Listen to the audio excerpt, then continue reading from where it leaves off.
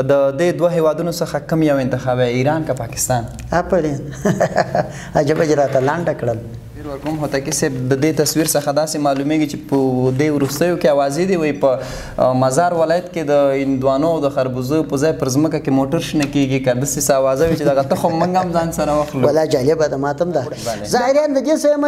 چې د پرهادري صاحب د نقشه د کومې خوا کړې ده، نقشه ډېره جالبه ده. دقیقا. او دغه مقابله د چیش سره کوي، د زلزلې سره کوي، د واورې سره کوي، د بادو سره کوي، د چیش سره کوي. میرویس عزیزي صاحب کور ودان خوندې په وکړي. ته زما په نمایندګۍ کښېنې نو خو ته زما زموږ د دغه رسم و رواج هم وګوره چې دا اوس ته چې په دا کالو کې وځې د باندې دا اوس زموږ کالي دي، دا خو د بل ځای فرهنګ دی چې تا اخیستی دي. د لوی څښتن طلا په سپېڅلي نامه د چنار افغانستان درنو لیدونکو سلامونه، ستړي مو شئ، وخت مو بخیر. هیله ده چې روغ جوړ او صحتمنده به اوسیږئ. د یوې نوې خپرونې سره درته ښه راغلاست وایم. درنو لیدونکو سباوون سهار یم. نن را سره په خپرونه کې ډېر د قدر وړ درون شخصیت، هغه څوک چې د افغانانو د هیوادوالو په زړه کې خاص او ځانګړی ځای لري، ښاغلی امان الله هوتکي را سره مېلمه دی. هوتکي صاحب محترم سلامونه، ستړي مو شئ، وخت مو بخیر. خیر اوسې، مننه. تاسو ته هم سلامونه، خدای دې ژوندی لري. خیر ډېره زیاته مننه. کور مو ودان خوشحاله اوسئ. هوتکي صاحب محترم پیل به یې له دې وکړو چې ژوند زندګي مو څنګه تېرېږي؟ بسم الله الرحمن الرحیم. سلامونه او نیکي دې تاسو ته، ستاسو خاوندانو ته او ټول لیدونکو او اورېدونکو ته وړاندې کوم. مننه. شکر دی زندګي مو ښه ده، شکر دی ژوند زندګي مو ښه تېرېږي. خامخا به څه ناخوالې وي د ملک په سطح، مګر شخصي انشاءالله داسې ستونزه نه لرو چې په هغه کې موږ دونې تشویش وکړو چې بیخي سړي د ژوند ټکنی شي. مګر په ژوند کې خامخا لوړې و ژورې شته، ګیغات شته، خوشحالي شته، دا کښته و پورته پکښې کېږي. ډېره زیاته مننه. هوتکي صاحب محترم، موږ نن وغوښتل چې یوه خاصه او ځانګړې برنامه له تاسو سره ولرو. البته د لیدونکو په غوښتنه هغه څوک چې ستاسې مینهوال دی، هیوادوال چې ستاسې مینهوال دي، د هغوی په غوښتنه موږ نن وغوښتل چې راشو ستاسې خواته او ستاسې سره یو خاص او ځانګړې خپرونه ولرو. د دې لپاره چې لیدونکو په بار بار غوښتنه وکړله، نو که دې خوښه وي دغه خپل پروګرام، دغه خپل خپرونه به شروع کړو. بالکل. ډېره زیاته مننه هوتکي صاحب محترم. په لومړیو کې زه درته یو څو تصویرونه ښیم. د دغه تصویرونو په باره کې ستا نظرونه له ځان سره لرو او همچنان د لیدونکو سره یې لرو. نو دا تصویر لیدونکو زه هوتکي صاحب ته ښیم او په دې باره کې ترې هم پوښتنه لرم. هوتکي صاحب محترم، دا تصویر تاسې لږ په دقت سره وګورئ. دا د پرهادریانو کوډلې دي. بله دقیقا دا د پالیزه ته موږ جوړولې پخوا. بله دقیقا. موږ خلکو کښتګرو په پالیزو دپاره دا جګ جګ کوډلې جوړ کړي، دا نو د خټو دي، هغه بیا د خاشو جوړې کړي. بیا پرهادریان دې داسې خوند یې په وکړي، داسې شی جوړ کړي. زه فکر نه کوم چې ډېر کار به وکړي. بله وکیل صاحب محترم، که دغسې مرستو ته موږ او ستاسې نور هیوادوال، نور تاجرین په همدغسې شکل کورونه جوړ کړي یا په عام اصطلاح مرستې وکړي، هغې خلکو ته مو پیغام څه دی لکه څنګه چې فرهاد دریا جوړ کړي چې دغه یوه روپۍ کومک یې کړی، د هغو څخه مننه کوو، د ټول څخه د فرهاد دریا په شمول باندې د ټول څه کوو. د هنر په ډګر کې فرهاد دریا په حقیقت کې یو ځلانده ستوری دی، ځلېدلی دی، خپل مینهوال یې خوشحاله کړي دي، هغه خپل د ده د اواز سره چې مینه لري هغه ډېر خوشحاله دي. مګر کشکې په داسې شیانو کې لاس نه وای وهلی. او د دې په زینه باندې هم سړی چې ورخېږي داسې یعنېدی لکه سړی چې دیواله ته خېږي، او یک طرفه ده زینه، او د بله طرفه څخه دا کوډلې دا اوس نقشه د کوم ځای ده. زما سوال په دې کې دی، ما په ټلویزیونو کې ورسنیو کې مختلف کې ولیدل، خدای دې خیر ورکړي، تاسو بیا راوړل دا دغه تصویرات مو اخیستي راوړل. ظاهرا د دې څه یم چې د پرهادري صاحب د نقشه د کومې خوا کړې ده، نقشه ډېره جالبه ده،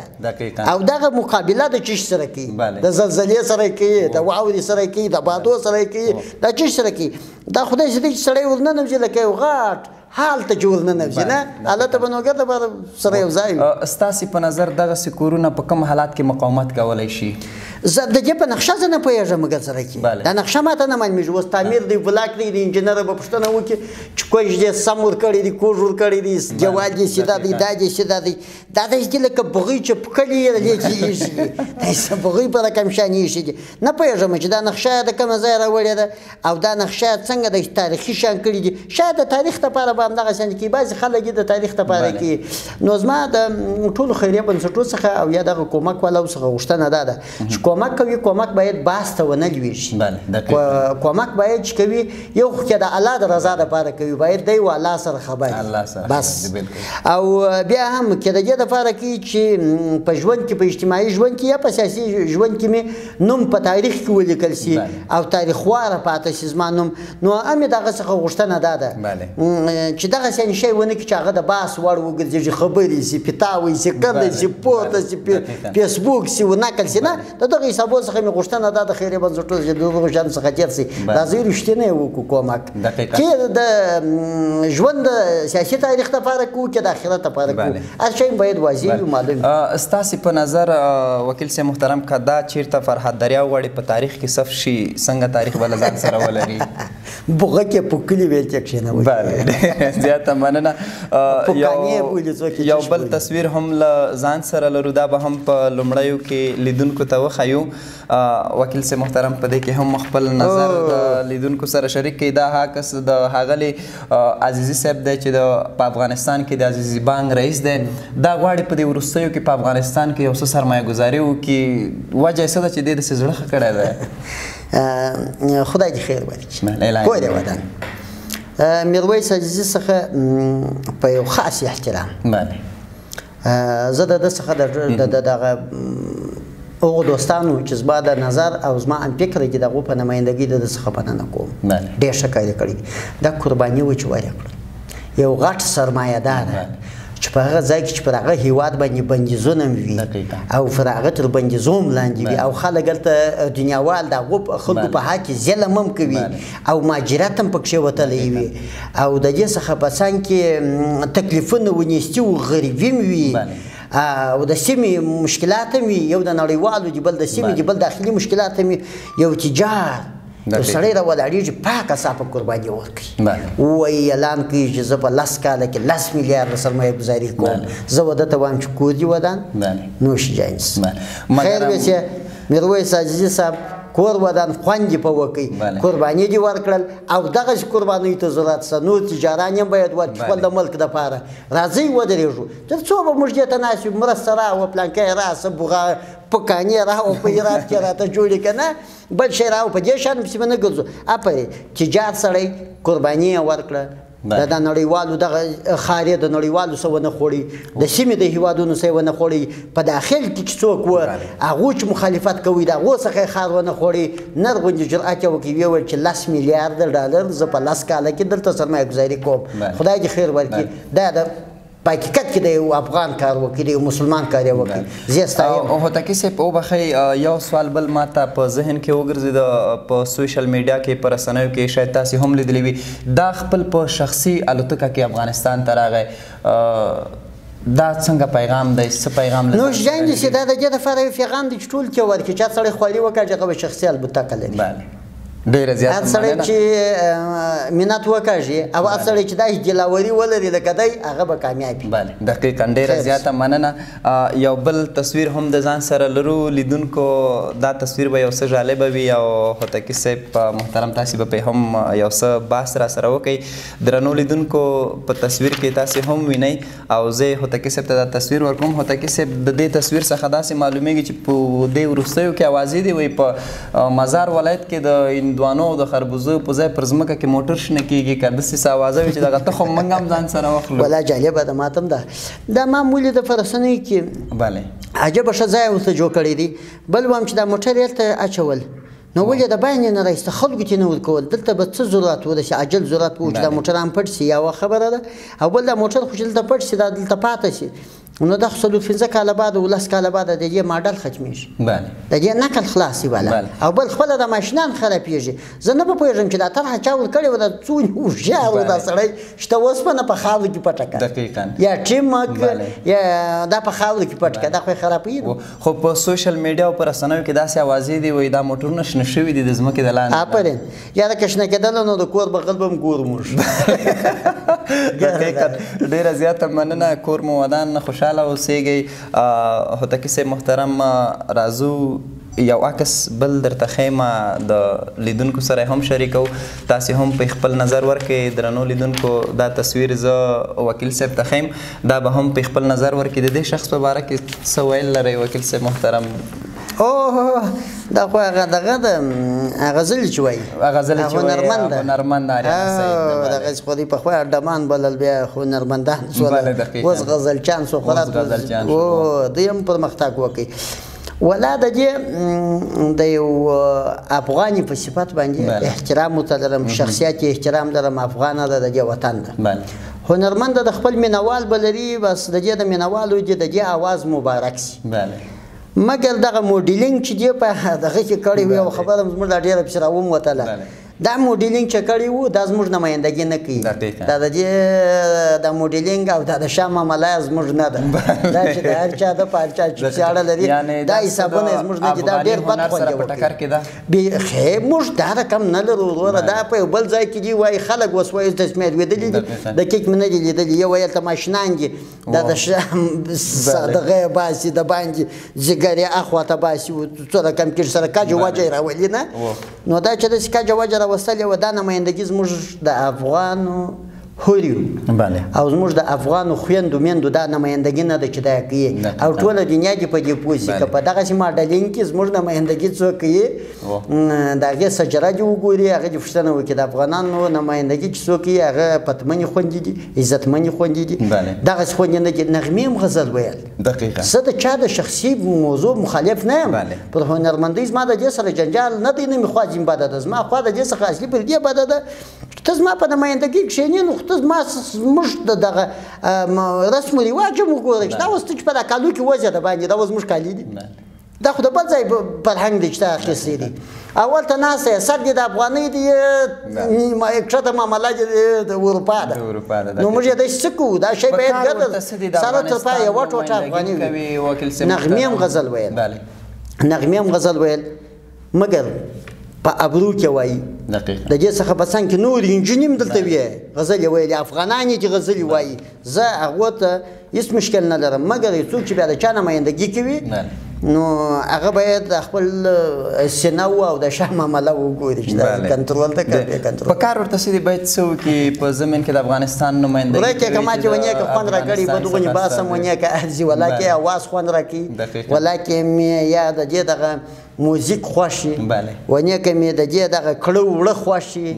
او دا زموږ نمایندګي خو ما د غاړې درته خلاص کړي زموږ نمایندګي زما په نظر زما معلومات داسې دي چې په دغه ماډل کې نشي کولی شته په اروپا کې ناسته شاته دې دونې کډوان پراته دي نو دا بدله که وبازي چې کې دونې غټ کډوم والا زموږ نمایندګي نشي کولی ډېره زیاته مننه کور دې ودان خوشحاله اوسیږي دغه قسمت مو پای ته ورسېده راځو وکیل صاحب محترم ستاسې شخصي ژوند باندې غږیږو په ژوند کې مو تر اوسه ژړلي دي او که ژړلي مو دي وجه یې څه ده ولا سړی دردوي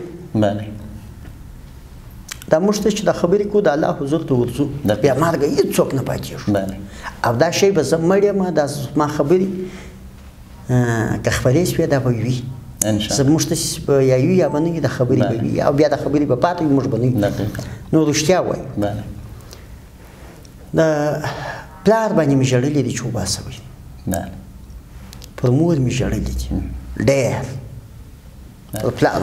دا مې کې ورمان دی دا بل او خدای شاید دی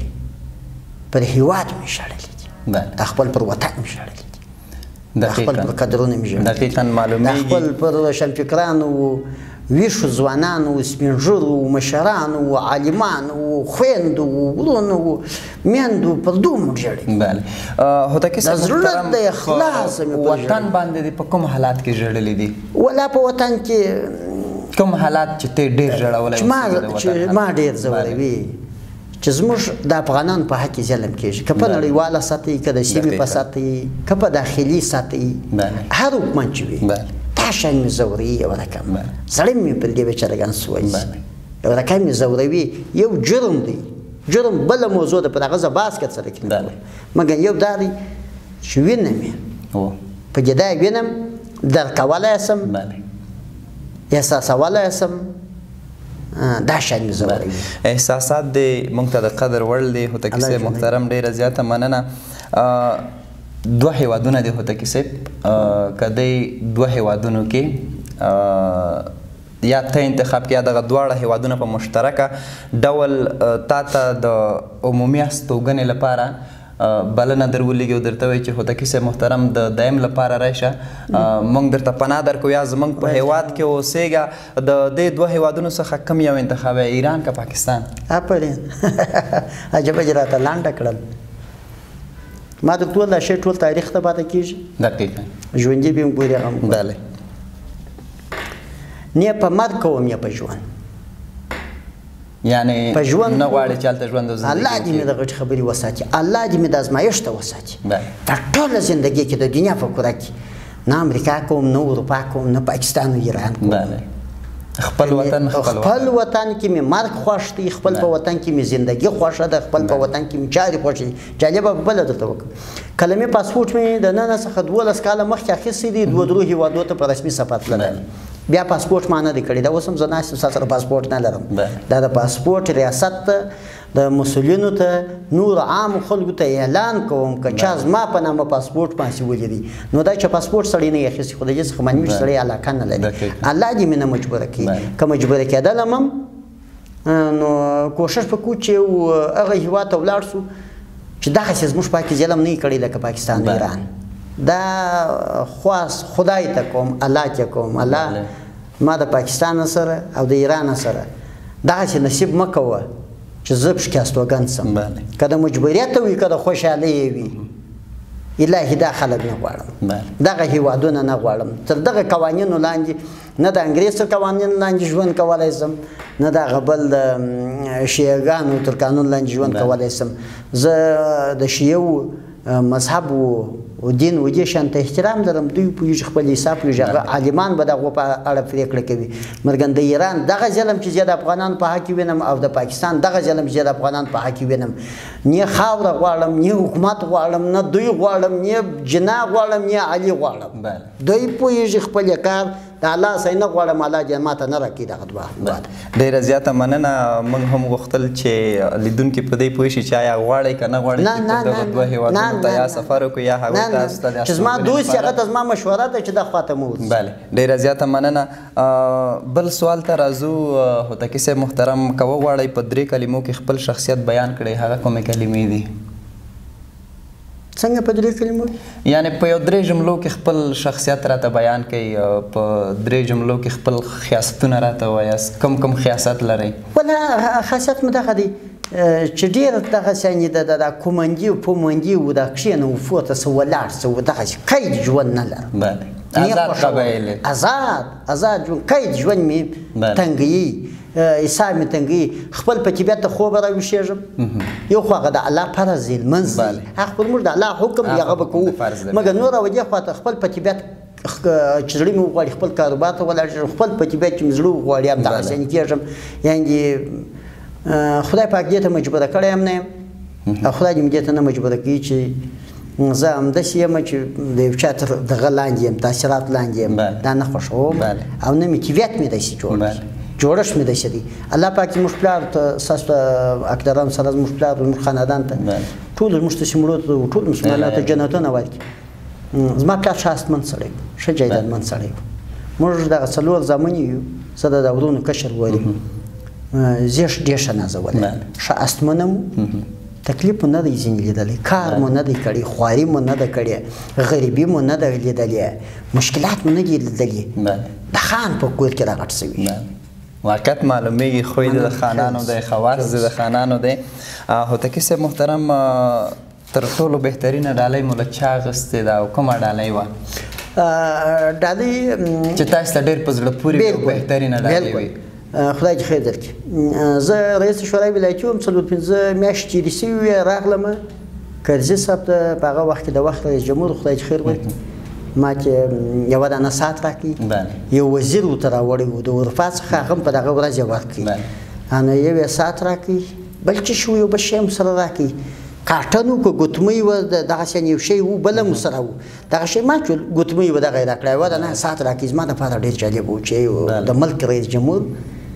یو چاته په تحفه کې داسې یو شی ورکوي چې هغه شی تر اوسه پورې ما سره پروت دی، یو یادګار په صفت په توګه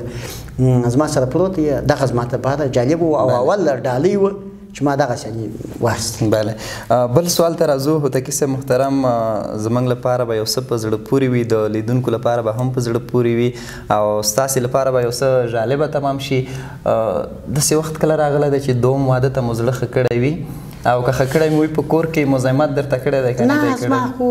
ما تر ټوله زه داسې خپلواک ژوند لرم، شکر دی، په کور کې جنګ و جګړې و مشکلات نه لرم، زامن مې داسې صیباله زامن دي، تعلیم یافته خلک دي، په تعلیم مو روزلي دي، په تربیه مو روزلي دي او لوڼې مو هم شکر دی ښه داسې بافهمه دي، هغه په اسلامي اصولو پوهېږي، په کور کې هم دا مشکل جنجال منجال نه لرو.